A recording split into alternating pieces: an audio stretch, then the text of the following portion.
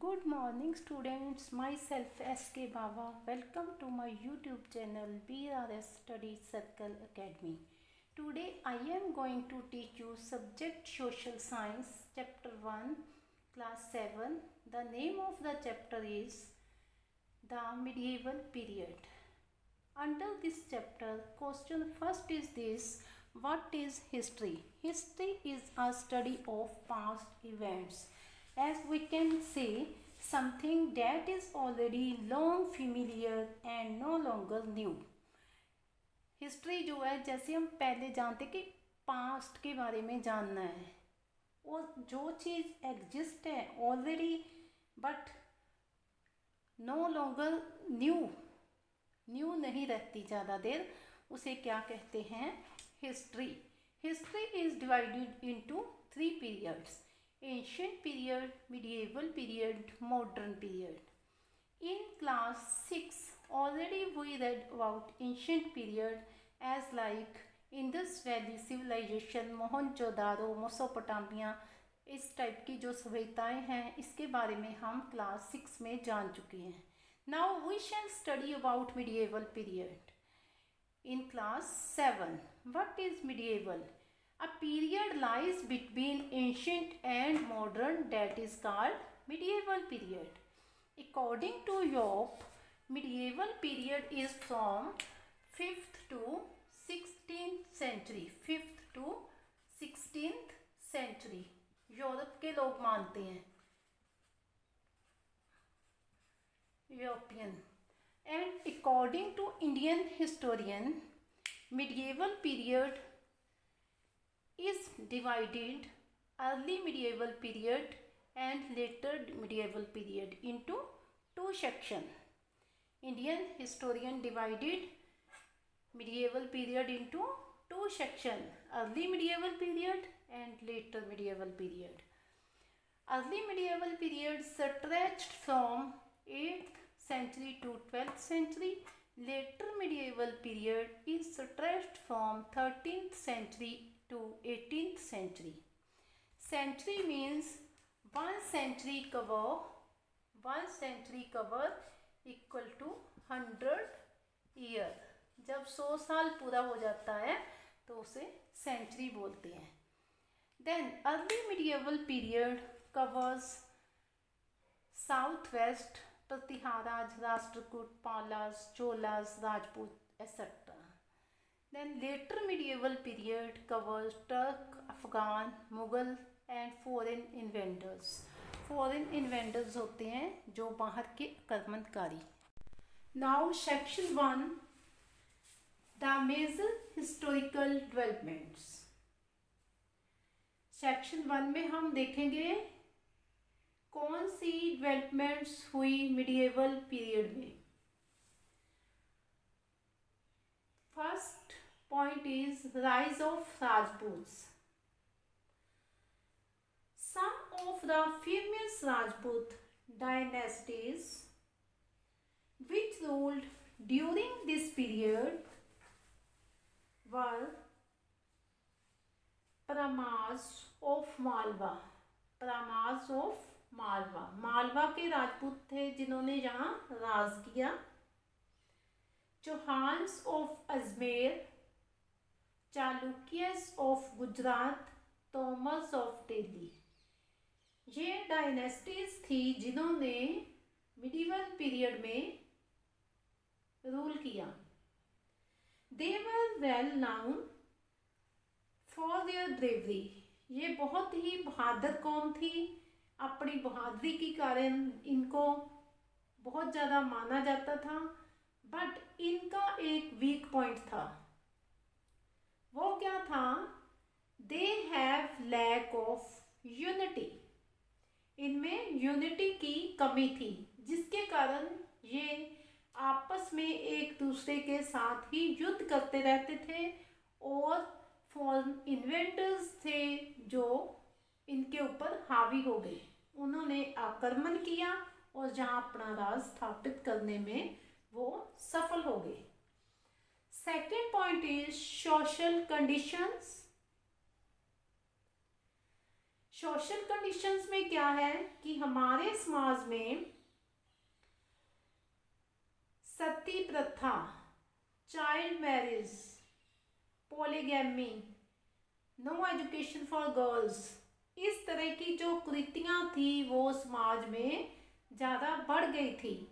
जो ब्राह्मण्स थे वो अपने आप को हायर सोसाइटी के मानते थे और इन सब को वो आगे नहीं आने देते थे।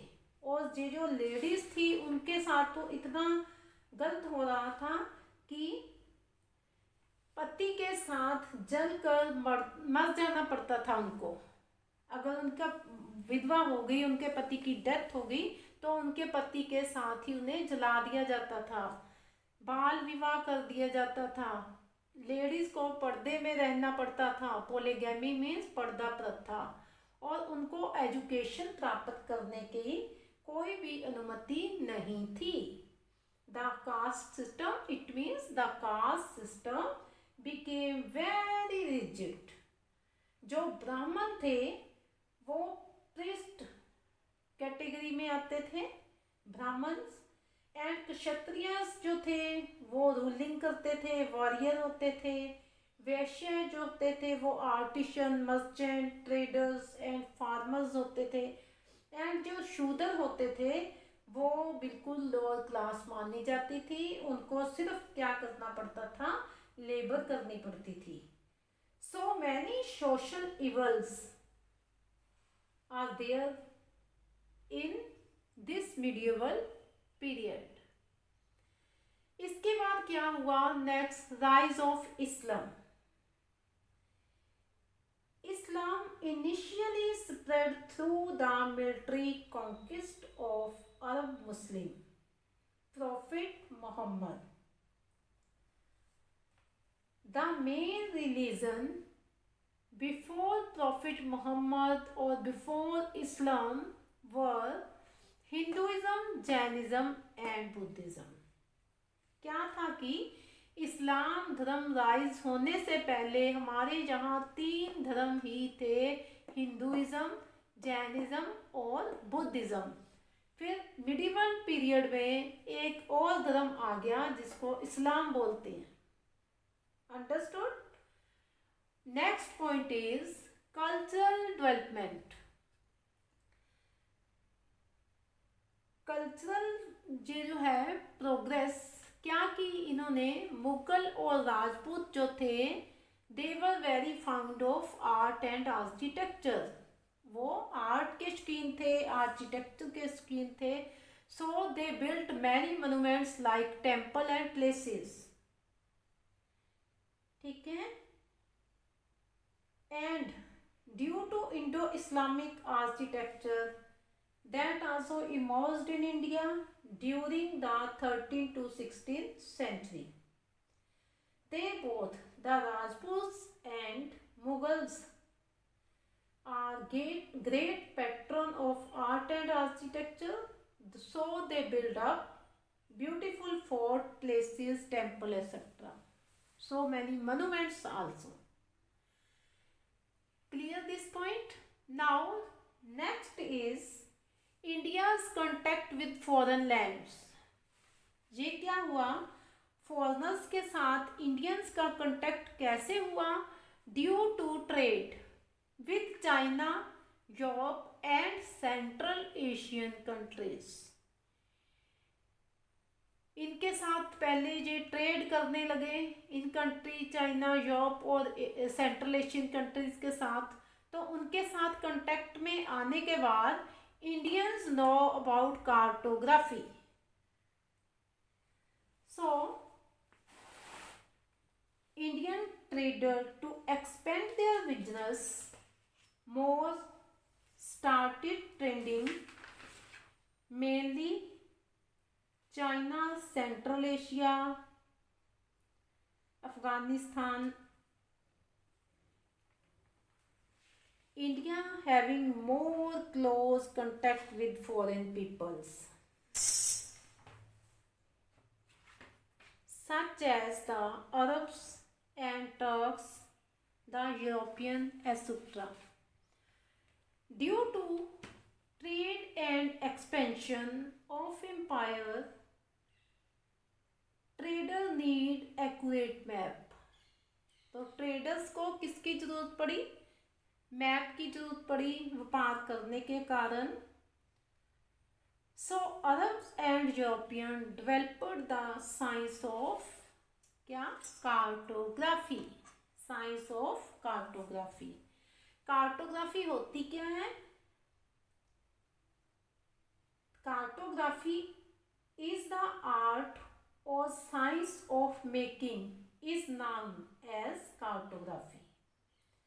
They felt a need for map because of undertook long journey overhand the sea. Contact with Arabian and European helped Indian learn about cartography. तो उन्होंने अपने व्यापार को बढ़ाने के लिए इंडियंस को भी गाइड किया कार्टोग्राफी के लिए। तो इंडिया को पहली बार इसके बारे में तब पता चला ट्रेडर्स के द्वारा। Clear this point? Next is development of new social customs. जैसे ही यहाँ हिंदू जो रिलीजन थे, हिंदुइज्म, जैनिज्म, बुद्धिज्म, इस्लाम, कितने धर्म जहाँ पे इकट्ठे हो गए और ट्रेडर्स जहाँ पे आने लग गए, तो उनका कल्चर भी मिक्स होने लगा। कस्टम्स उनकी एक दूसरे के साथ मिक्स होने लगी। तो फूड हैबिट्स में काफ़ी ज़्यादा चेंज आया और ड्रेसेस जो थी उसमें भी बहुत चेंज आई।